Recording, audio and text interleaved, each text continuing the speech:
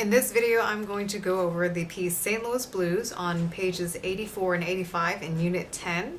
In this unit, we're covering the interval of a seventh with our seventh chords, and you'll notice that happens in the bass clef. You have this particular pattern. You start with a fifth, and then you gradually expand to a seventh. So you'll see that as a recurring piece, a recurring theme throughout the song.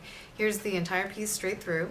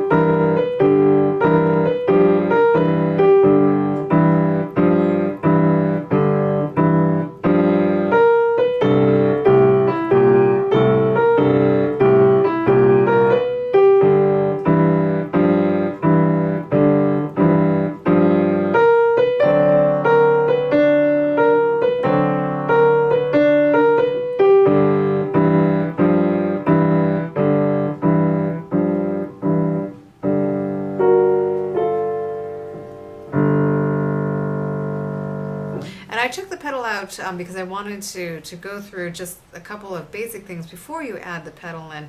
I kept the blues rhythm. If you notice that the eighth notes, I'm playing them not as straight eighth notes,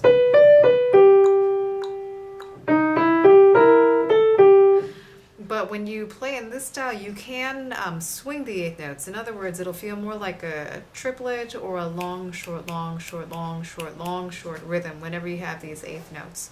A couple things to help make make practicing the song a little easier. Again, get this pattern of a seventh under your fingers. It drops down to a low C in measure 17, which you can't see on camera, but it's the same pattern before you head back up to that G. So get comfortable with the fifth, sixth, and seventh interval change there.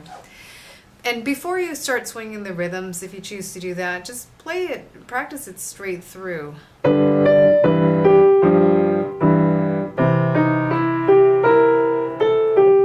So at least you get comfortable with how the notes fit together first before you work on swinging the rhythm. Only work on swinging the rhythm once you feel really comfortable and secure with your basic beat, your underlying pulse, and then with the actual notes.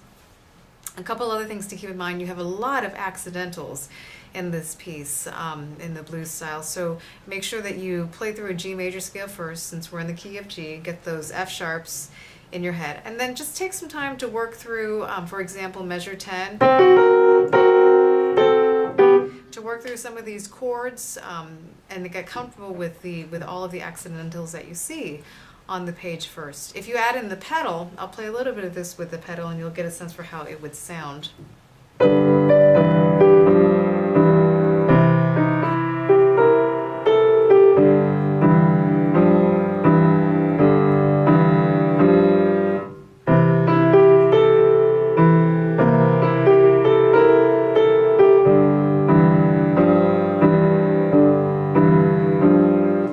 The way that they have this pedaled is it gets a little blurry if you play this at a slow tempo, so that's why I'm not going to require that you use the pedal for this particular piece.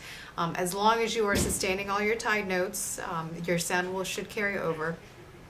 I'm going to play through the entire piece one more time without the pedal, again, just to keep the notes clear, and I am going to keep swinging the eighth notes. So 1, 2, 3, 4.